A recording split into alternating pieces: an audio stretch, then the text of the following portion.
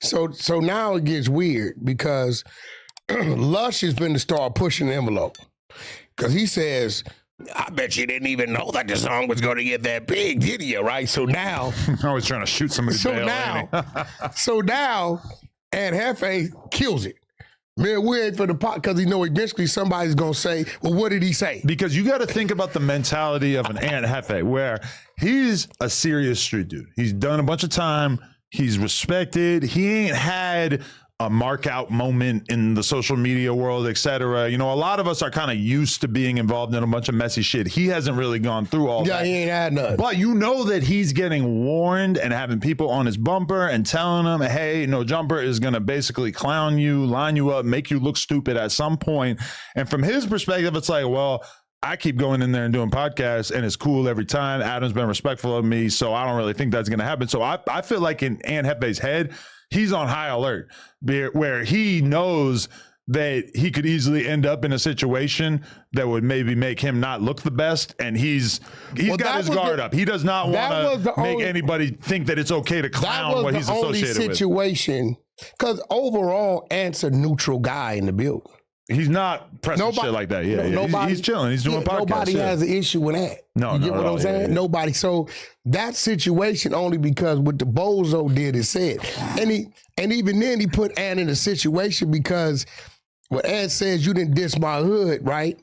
Well, technically he did. Because when you diss the Trey, you diss everything across the board. Right. You can't say this and then exclude that. But Ant is coming in here trying to pod and conduct his business, right? So he really was leaving it alone and he was checking dude temperatures. Ant did some YA baby shit. He checking dude. When he walked in, he checked dude's temperature to see where he was at. He wasn't going to speak to him until he said something to Ant. Right. And based upon how he spoke to Ant was going to be how Ant was going to respond. And Ant pretty much let it go until, it came back up. I think Ant just wanted to make it clear that he was not going to be viewed as somebody who in any way got disrespected in this situation. And even if that meant him sort of prematurely turning up to just make it clear that he doesn't deal with people who disrespect his hood or whatever, he just wanted to make it perfectly clear that that's where he's at. Listen, all I know, Ant's punchline is we'll put the icing on the cake. What? So what we doing? Them squabbling words. I don't care if it's you and your brother, you and your relative, and one of y'all's a Damu and one of y'all's a Kiwi. So what we doing mean you doing it, right? After he didn't answer, Ant went on to roll his blunt. Oh boy over there like he got a nerve problem. Leg bouncing, the chat eating him up, telling him he got marked out. See, what you got was what he had for Ant, but he didn't want to approach Ant with that. Like that, bro, everybody know Adam ain't passing no money in this building. You come in this building looking for some money, you shit out of luck. Instantly. Like he thought he was going to get paid 5 minutes after we finished. You already told him, you said hit bro and he going to pay you, right? Yeah. So. And even like I told him, I'm like, he'll get you paid by the end of the hour. That's a fact. That somehow still was not good enough for him. That's when I was like, oh, right, this is about something else. Bro, you know you lined him. But this is hours after that, because keep in mind, that's a 4-hour podcast, and that situation probably happened like almost 2 hours into it. And so the chat is going nuts. You know how it looks. His phone is going crazy. You see the chat at a normal speed, and then something like that happens, and then the chat is all of a sudden, it looks like a Kai Cenat chat. Like it's just going nuts. It's going nuts. And the thing is that they were both seated in such a way that they didn't have to turn their head. They didn't have to do anything to see it. They're both perfectly in the line of it. And the chat is like 90%. Listen, King Pill, use a bitch, and have stood on business. Let me explain something to you. The chat was whooping his ass so bad, Munchie B could see it. That's a fact. You know what I'm saying? I mean, he probably knew what was going on without having to look. Well, he tried to curve it.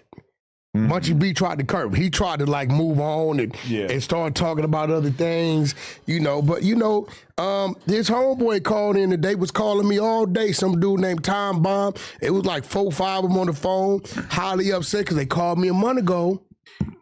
And I told him, I said, bro, believe it or not, King Peel's the face of 456 when it comes to social media. Yep. So everything he's doing, when he's walking in with his shoes off and shirt off, that's a representation of y'all.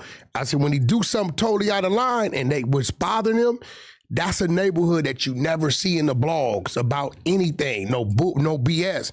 Now it's like 456 got punked, 456 got they don't know how to psychologically deal with that because they don't come from that. So this is the guy that you did the little interview with? Yeah, earlier? that's one of them. But see, when he first met King Peel, he was with a Crip that had all kind of disrespectful tattoos on his face. Really? And they chased him down then. So he said this time, you know, a lot of homies was, you know, people from Pomona ain't really had to. The closest thing to push come from Big Percy, who be with Snoop.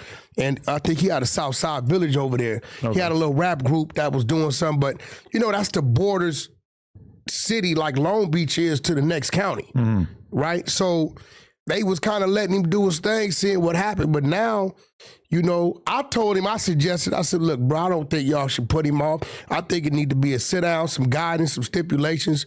You know, if y'all gonna do a little DP, you know, keep it light and keep it moving, right? There's some value in him. He didn't kill. Now, I'm gonna tell you, bro, for real, we can't be looking crazy. Dude did too much disrespect because you be wanting to play motherfucking, what's that pastor dude, that white pastor, that big white pastor, just that dude name? Yeah, you would like to play Joel Osteen and forgive a motherfucker. Listen, bro, you can't have the building looking weak like that. When a dude violate, he violated. So you're saying he can't come back? Because I agree with that. Bro, you can listen, bro. Like, because then you're going to have the build looking crazy. No, yeah. I mean, just anyone who has that kind of pussy ass energy that like puts shit out and then can't stand on it. It's just like we really should only like we can engage with J-Cats to make fun content, but they just can't become part of the actual. Well, here's crew. the problem, bro. Yeah. This is where he violated. No Jumper is built on the basketball. Can you believe that? He knocked 6 basketballs. 3, I think. Off the hoops. I picked them up, so I think it was 3. Right? And I'm watching them. Oh, he better not knock the one with my name on it that somebody already crossed out on it. Did somebody? Already, they crossed it out already. Oh, my God. You win, your mama's a man and your man is a mama. Whoever did it, that's to you, right? So now, at the end of the day, certain things you just can't know. If he'd have just like, man, Adam, give me my bag, you on some bullshit, or talk to you in a way that you didn't feel like you had to push him off for you. Because, see, if the wrong people would have been up here, it would have went up. Or if he hadn't waited until the wrong people had already left. Because you know that if Aunt Jefe was standing there watching that take place, he probably would have immediately peeped like, hey, I think that aggression is meant for me. What's going on? He'd have told you, homie, bag up. It would have went up.